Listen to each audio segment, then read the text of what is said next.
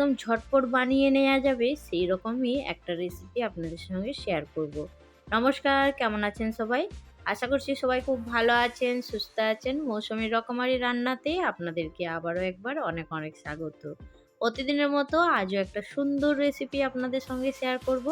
আশা করছি আপনাদের খুবই ভালো লাগবে। আর গরম গরম ভাতে কিন্তু দুপুরে হোক কিংবা রাত্রে একদম জমে যাবে। এটা থাকলে কিন্তু আর কোনো কিছু খেতেই লাগবে না। এটা দিয়ে কিন্তু এক থালা ভাত অনায়াসেই খাওয়া যাবে।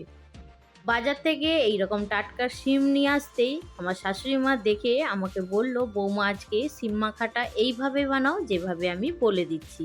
তো ঝটপট করে আমি কতগুলো শিম নিয়ে জলের মধ্যে দিয়ে দিলাম।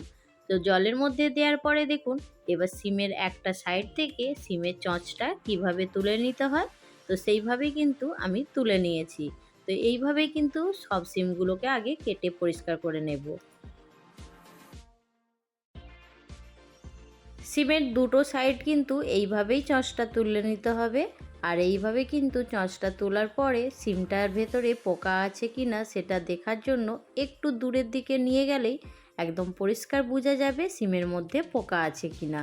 তো যেইভাবে আমি দেখলাম এইভাবেই কিন্তু সবাই দেখে নেয়, তবু আমি দেখিয়ে দিলাম। এইভাবে দেখে নিলে সিমের ভেতরে পোকা আছে কি না সেটা কিন্তু জেনে যাবেন।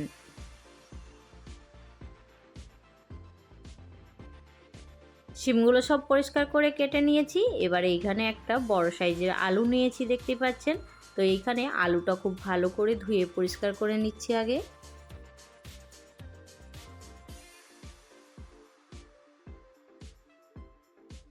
আলুটা আমি ভাতের মধ্যে সেদ্ধ দেব বলে সেই জন্য আলুটা মাঝারখান থেকে আমি কেটে নিচ্ছি। আর মাঝারখান থেকে কেটে নিলে আলুটা খুব ভালো সেদ্ধ হয়ে যাবে। ভাতটা যেহেতু একটু তাড়াতাড়ি হয়ে যায় সেই জন্য আলুটা দেখুন মাঝারখান দিয়ে আমি কেটে নিচ্ছি। আর আলুর যে চোপাটা আছে, এই আলুর চোপাটা এখন আমি কাটবো না। এটা কিন্তু কেটে নিলে তাহলে একদম আলুটা ফ্যাচফেচে হয়ে যাবে। সেই জন্য আর কাটছি না চোপাটা। যখন খাবো তখন এটা ফেলে দেবো। তো এইখানে দেখুন সিমগুলো আমি একটা সুতো দিয়ে খুব ভালো করে বেঁধে নিচ্ছি। একদম একটা একটা করে যদি ভাতের মধ্যে দিয়ে দিই তাহলে ভাতের মধ্যে এদিক সেদিক হয়ে যাবে, তখন খোঁজার জন্য অনেকটা সময় লেগে যাবে। আর এই রকম সুতার মধ্যে যদি বেঁধে দেওয়া যায় তাহলে কিন্তু এক জায়গায় সিমগুলো রয়ে যাবে আর ঝটপট করে কিন্তু বের করে নিতে পারবো। সুতোর মধ্যে সিম বেঁধে ভাতে দেওয়ার আইডিয়াটা আপনাদের কেমন লাগলো জানাতে ভুলবেন না। আর এই রকম কে কে বেঁধে ভাতে দেন সেটাও কিন্তু জানাতে ভুলবেন না। তো চলুন, এইভাবে আমি দেখুন সুতোটা দিয়ে খুব ভালো করে একটু টাইট করে বেঁধে নিচ্ছি। তারপরে ভাতের মধ্যে দিয়ে দেব, তাহলে ঝটপট করে বের করে নিতে পারবো সিমটা। সুন্দর করে একদম রেডি করে নিয়েছি।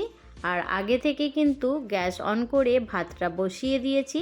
তো এইখানে দেখুন জলটা ফুটে উঠেছে। এবার এই জলের মধ্যে আমি আলুটা আর শিমটা দিয়ে দিলাম। তো এইখানে ভাতটাও হয়ে যাবে, আলু শিমটাও সুন্দরভাবে সেদ্ধ হয়ে যাবে। তো এইখানে দেখুন একটা কড়া আমি গরম করে নিয়েছি। আর কড়ার মধ্যে অল্প একটু সরষের তেল দিয়েছি। আর কতগুলো দেখুন শুকনো লঙ্কা নিয়েছি, আর শুকনো লঙ্কাটা ভেজে তুলে নেব। শিম আলু মাখানোর জন্য শুকনো লঙ্কা দিয়েই সবথেকে বেশি টেস্ট হয়। সেই জন্য দেখুন শুকনো লঙ্কা দিয়ে আমি এইখানে ভেজে একদম রেডি করে নিয়েছি। এবার শাশুড়ি মা বলল, এবার কড়ার মধ্যে তেল দিয়ে একটু বড়ি ভেজে নাও। তো এইখানে আমি বড় বড়ি আমরা বলি এটাকে, আর এটা চাল কুমড়া দিয়ে বড় বড়ি বানিয়েছে আমার মা, সেটা পাঠিয়ে দিয়েছিল আমার বাড়িতে। তো এইখানে দেখুন বড়িগুলো সুন্দর করে একদম লাল মুচমুচে করে ভেজে নিয়েছি। এবার এই বড়িগুলো তুলে নেব। তো এইখানে দেখুন বড়িগুলো আমার ভাজা হয়ে গেছে, সেই জন্য বড়িগুলো তুলে নিলাম। লঙ্কাটা যাতে সেঁতিয়ে না যায় সেই জন্য লঙ্কার মধ্যে একটু নুন দিয়ে এখন একটু সাইডে রেখে দেব। আর এইখানে দেখুন ভাতের মধ্যে থেকে সিমটা বের করে নেব।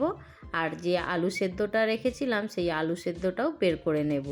তো এইখানে আলুটাও আমি সুন্দর করে বের করে নিচ্ছি। নেয়ার পরে আলুটা খুব ভালো করে পরিষ্কার করে ছাড়িয়ে নেব। তো এইখানে সিম আলু খুব ভালো করে পরিষ্কার করে ছাড়িয়ে নিয়েছি। নেয়ার পরে দেখুন এবার খুব ভালো করে এগুলো মাখিয়ে নেব।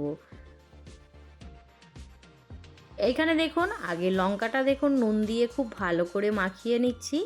আর ঝালের পরিমাণটা আপনারা আপনাদের পছন্দ মতন কম বেশি করে নেবেন। সিম আলু মাখা আর তার সঙ্গে একটু ঝাল হবে না সেটা কি করে হয়, সেই জন্য আমি একেবারে 3 থেকে 4টে লঙ্কা খুব ভালো করে ভেজে একদম সুন্দর করে মাখিয়ে নিয়েছি। আর এইখানে আগে থেকে একটা বড় সাইজের পেঁয়াজ একদম সরু সরু করে কেটে নিয়েছি, সেটা এই লঙ্কার সঙ্গে খুব ভালো করে দেখুন মাখিয়ে নিচ্ছি। এবার যে বড়িটা ভেজে রেখেছিলাম, এই বড়িটাও দেখুন সুন্দর করে একটু ভেঙে নিচ্ছি। একটু ছোট ছোট করে ভেঙে নিলে তাহলে কিন্তু এই শিম আলুর সঙ্গে মাখালে খুব দারুণ লাগে খেতে। সব কিছু আমার মাখানো হয়ে গেছে। এবার শিম আলুটা খুব ভালো করে মেখে নিয়েছি দেখুন। এখানে শিম আলু মাখার পরে যে পেঁয়াজ আড়ে রেখেছিলাম সেগুলো দিয়ে একসঙ্গে সুন্দর করে মাখিয়ে নেব। তো এইখানে দেখুন পেঁয়াজ আর যে বড়ি ভাজা আছে সব কিছু একসঙ্গে দিয়ে একদম সুন্দর করে মেখে নেব। তো আজকের রেসিপি আপনাদের কেমন লাগলো সেটা কিন্তু জানাতে একদমই ভুলবেন না।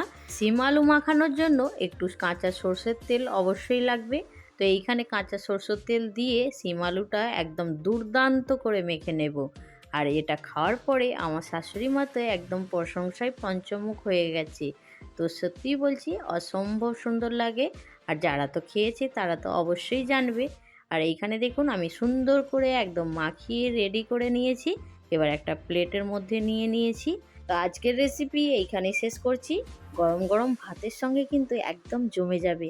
কার কার পছন্দ অবশ্যই কিন্তু জানাতে ভুলবেন না। আর যদি ভালো লাগে অবশ্যই কিন্তু আমার চ্যানেলটা সাবস্ক্রাইব করে আমার পাশে থাকার অনুরোধ রইল। আর ভিডিও ভালো লাগলে অবশ্যই একটা লাইক দিয়ে দেবেন। আর যদি বেশি ভালো লাগে অবশ্যই কিন্তু বন্ধুদের সঙ্গে শেয়ার করতে ভুলবেন না। তো আজকের ভিডিও এইখানেই শেষ করছি। পরবর্তী রেসিপি নিয়ে খুব তাড়াতাড়ি আরও একটা সুন্দর ভিডিওর সঙ্গে দেখা হবে। সবাই ভালো থাকবেন, সুস্থ থাকবেন, বাই।